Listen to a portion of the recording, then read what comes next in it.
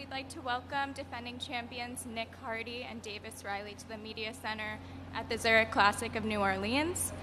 All right, Nick, we will start with you. All right, so how does it feel to be back here at New Orleans defending champs? Yeah, it feels amazing. A lot of good memories from last year. You know, showing up to the course yesterday and playing some holes with Davis. It's just, it was a lot of fun getting to reminisce on the great shots we hit on Sunday last year. And it's just good vibes all around. I love coming here. I love this tournament. Love this golf course. It's in amazing shape this year too. So that's a treat. And Davis, how excited are you to team up with Nick again this year? Yeah, it's nice to come back to a place where we had success, and obviously we played the last couple of days together. It's pretty cool to walk through some of the holes and kind of reminisce on some of the cool shots we hit. And just trying to repeat and replicate what we did last year, and we're having a lot of fun out there so far. And Nick, what would you say the key to success here is at TPC Louisiana? I think the golf course really rewards, I think, good iron play and good ball striking, because a lot of times when you miss around the green here, you can have some tougher up and downs to elevated greens and chipping downhill and on slopes, and the greens can get a little tricky if you miss on the edges. So I think keeping alternate shot pretty stress-free is a plus, and then just kind of having fun in best ball and making as many birdies as you can. And Davis, how does this team format play well to you in Nick's partnership? Yeah, we were talking with somebody about this earlier. I think we just pair so well together because our games are very similar. We hit at similar distance, both good iron players. So I think, and like Nick said, I feel like it's a second shot golf course, and I feel like it sets up really well for both of our games. And it's not like a crazy amount of strategy. We're very similar, so we're both comfortable, doing whatever. I think the course fits both of our games, and we're just, I think, comfortable around this golf course. Perfect. So now we're going to open it up to the floor. If you guys could raise your hands, and we'll bring over a microphone for you. All right, go ahead. For both of you, excuse me, where last year did it really come together? I know obviously the final round, but was anything done in the first 3 rounds that kind of made you believe that y'all would be able to do something like that? I think we just had a good mojo going the whole week. I think we believed in each other. I remember walking off the green on Friday with Davis, and we were like, man, let's go. We're right in it. I think we were only a few back, and we're like, let's go win this thing. We were serious about it. And we said that to each other, and I think we just had good vibes. We didn't really get down on ourselves. We both held great attitudes, and I think that kept the momentum going. And we just jived off each other really well. And we just had the momentum going and kept it going until, late on Sunday afternoon, the back 9, we really blitzed it. Go ahead, Dave. Yeah, I don't know if I can put my finger on a particular instance, but yeah, like Nick said, after Friday, because you kind of really figure out where you are in the tournament after the second day once you get one best ball and one alternate shot under your belt. We were right in the thick of things, and I guess now to think about it, on Friday on the last hole, we actually were an alternate shot. We ended up making bogey to end Friday, and we were kind of like, it kind of sucks to bogey the last hole being a par 5. But I remember we turned to each other and we're like, we're playing really, really good golf right now. If we just keep doing what we're doing, we're going to have a really good shot at this, and we're going to be able to control our own destiny. So like Nick said, we just we're good buddies. We kind of feed off of each other really well, and there was just a really good sense of confidence and mojo about us, pretty much the whole week. Coming off of last year with the success that you had, is there even any question or any discussion about strategy, or do you just simply not talk about that and just continue what you finished last year? No, we're not changing anything. No, we made that pretty clear right when we got here. Nothing changes in terms of strategy and what we did. I got odds, he's got evens and alternate shot, and we're primarily playing his golf ball, so nothing has changed really, no.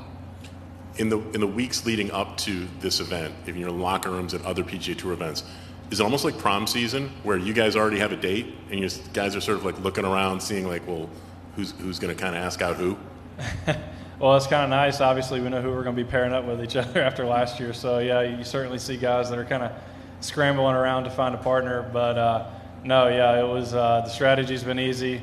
we're honestly trying to do everything to a T as we did last year. And yeah, it's nice showing up on site, not having to worry about who your partner is or anything like that. I think that's a great part about this event, though. There is like a buzz in the locker room about guys, what you're going to pair up with as early as January, like right first event. So people, players are looking forward to coming here and looking forward to finding a partner for this. So I think that's what's the fun of it for us. I assume you practiced yesterday and you played this morning, right? What's the course playing like? Is it a little different than last year? I think they told us it was in better shape than last year at this time. Yeah, I feel like it's maybe a bit firmer than it has been maybe last year. Obviously, wind coming in, things like that might change that a little bit, but the course is in awesome shape. Every year I've been here, it's been in awesome shape, and just showing up on site Monday, Tuesday, I'm like, wow, this place is in awesome shape, and yeah, it's one of the best all year, and it's certainly a track I look forward to playing every year. And but yeah, it's in great shape, and maybe if I could put a finger on anything, it might be a little bit firmer than I'd seen it, and probably only going to get firmer with, I think, some expected wind coming in throughout the week. Yeah, the forecast is very similar to last year, and we're getting a southeast wind, which is really similar to 3 of the days we had it last year. So the course, yeah, it's every year we come here, it seems like it's in great shape, and I do think it's going to get a little firmer than last year as the week goes on. Mm-hmm. All right, do we have any additional questions for Nick and Davis? I know you visited the Saints facility yesterday. Can you talk a little bit about that and you being close and a Saints fan probably your whole life, how that was special? Oh, it was super special. I was just awestruck when I kind of walked in there, seeing Coach and getting up to hang out and see where all the guys train at, the weight room, the indoor, and we actually got to go up to the draft room and check that out and see where they're going to be making their big pick come Thursday. So all that was pretty surreal, and to meet Coach and just see the players' lockers and see where they, get all their work in and stuff was really cool. Obviously being a Saints fan, living, born and raised pretty close to here. So yeah, it was certainly a treat. Did you get a picture of the draft board? No phones. Yeah, Coach was quick to say no phones, and whatever's said in here stays in here. So no, it'll. But I'm really excited to see who they choose come Thursday. But who else did y'all visit with? Y'all visited with Dennis Allen? Yeah, he saw y'all. Yeah. Anybody else? Mickey showed us around, which was amazing. It was such a cool experience. I mean, going to the draft room like we talked about. I mean, it's like, wow, this is like, and everyone was in there working, all 30 of them in there. Getting ready for it, so it's just cool. They're simulating stuff, and they let us in. They let us into their world, which was really, really cool and neat of them to do, especially this time. Like, it's crunch time for them.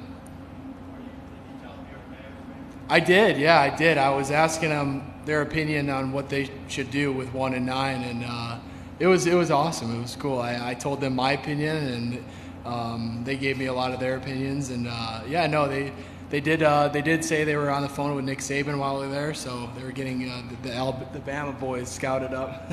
Yeah, no, I would be pretty happy if they took an Alabama guy off the board, and that'd be pretty cool. But yeah, no, it'll be interesting to see what they do, and obviously it looks like they're doing all the things, and it's kind of crazy the process they go through. I mean, they had a group of 30 people in there, and they've got all these different scenarios they're running, and it looks like they're pretty, they've done all the work, and there's no situation that'll come too far of a surprise, but just the amount of team members it took just to prepare for that night and those picks and all the stuff was pretty cool, and it was like a kid in the candy store. It was really cool. I think it's pretty funny. They want our job and I want their job. All right, any additional questions? All right, well, Nick, Davis, we appreciate your time. Thank you very much. Good luck this week. Thank you.